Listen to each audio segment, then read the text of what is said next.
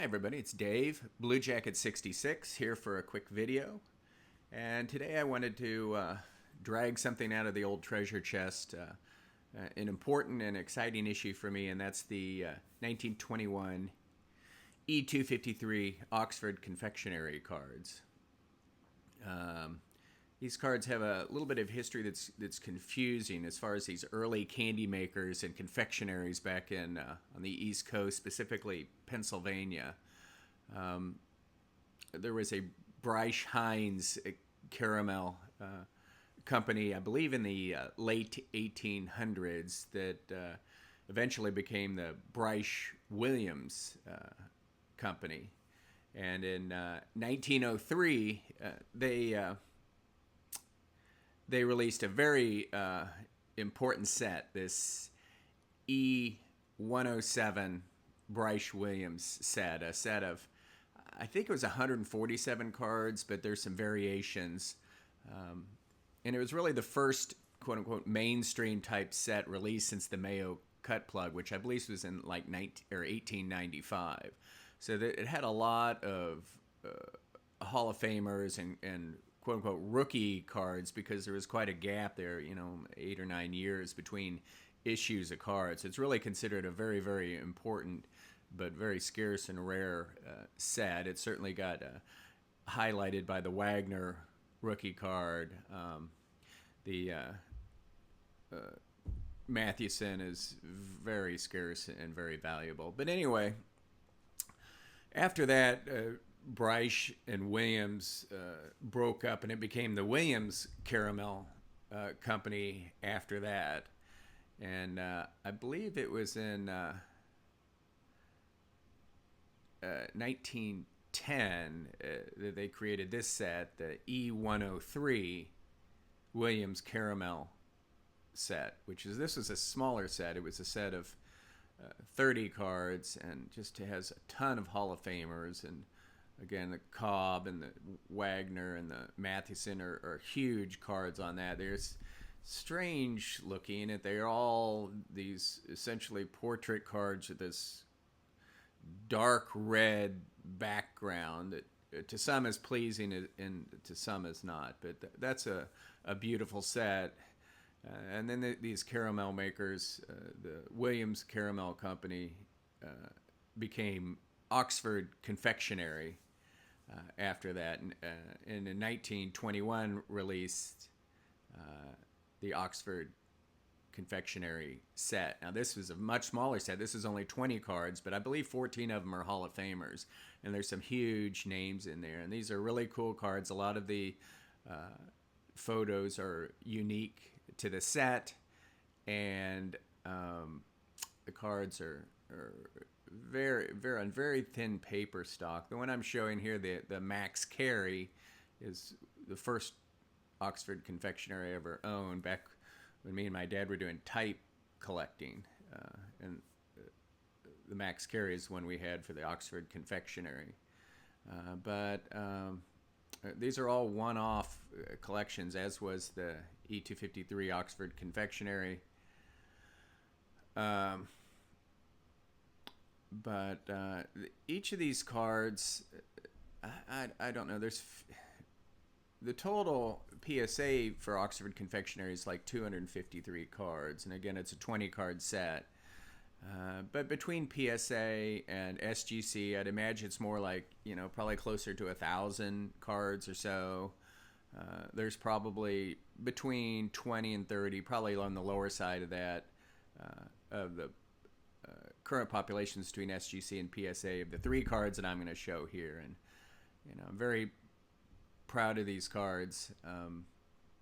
Long time coming by them. I think I've shown a couple of them before, but I just want to run through the big 3, and then after I show it, we'll kind of do a little bit of a closer view of these wonderful cards. First is the and there's going to be some glare here, but we'll show them up close. That's the Walter Johnson. Again, on the back, it says the following star baseball players, both major leagues, make up a complete set of lithographed cards, one of which is wrapped with each piece of caramel. These cards are produced solely for the Oxford Confectionary Company. So I think probably what happened is you got one of these cards with a stick of caramel. I don't think they're with the caramel. I don't think these are really known for heavy caramel or candy staining, but I think that you had a wrapped piece of caramel in paraffin paper, and likely in a similar paper there was probably one of these cards. Interestingly, last night, and I'll have to look at what they went for, there was a Oxford Confectionary Tris speaker and a Eddie Collins that went up for auction. And I did not go for those because next thing you know, you have all the major stars and you're going to do the set. And I didn't want to go down that road. So I just stopped bidding and just passed on it. This is big pride for me. The Thai Cobb.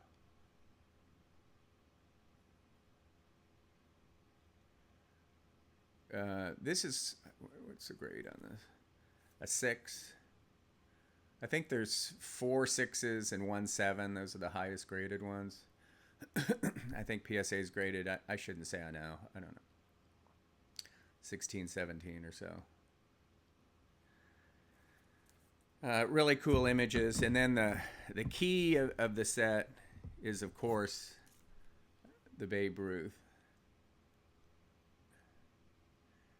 And boy, you set these 3 cards up together, you know, on the shelf, and you walk by, and I just can't help just stopping and staring. And what's really wonderful about these pre-war cards and the candy cards is not knowing really how they were distributed.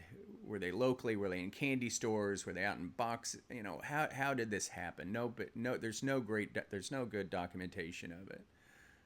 But presumably they were in some sort of paraffin paper along with a wrapped caramel. How that was distributed, who knows? So these are the 3 big ones of the set, the 1921 E253 Oxford Confectionary.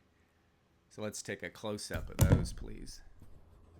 I was hoping to get away from some of the glare, but there's no avoiding it with my photography skills.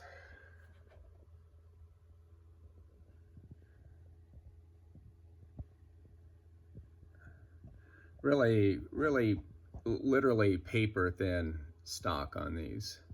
So condition sensitive. You know, these pre-war cards, I'll be honest with you, you don't look at the grades. You just don't in pre-war cards.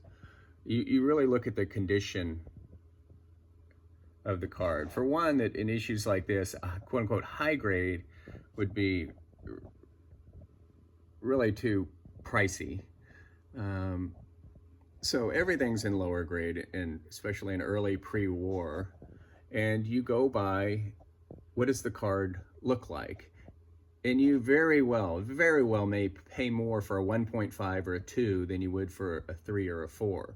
And you may pay pay more for a PSA 1 or a SGC 1 than a 3, because you really go by what does the card look like. And modern collectors don't do that. You're not going to buy a 7 no matter what it looks like compared to a 9 or 10. So really the card in modern collecting means nothing what the card looks like, and it only means, the only thing important to modern collectors is what is the grade. And that's, you can argue that or get upset about it, but that's a fact. The only thing you care about is the grade, and especially you only care if it's a 10, essentially for really the ultra modern stuff. So all you care about 10, all you care about is the grade, not what the card looks like. And that's what's really completely different than pre-war, is the grade is really of no significance at all. So when I was looking for this Ruth, when I was looking for one, I did not care about the grade, although it had to be very, very low grade. But what I did care about is what did the card look like. And I would much rather have a great looking lower grade card than one that had a higher number. It makes no sense. Completely different way of collecting. pre-war versus modern, ultra-modern. They're hardly in the same realm of the hobby, to be honest with you. So there they are. Very proud of this. This is one of the highlights, I think, of my collection as far as just cool. The 1921 E253 Oxford Confectionary, Walter Johnson, Ty Cobb, and Babe Ruth. Thanks for watching.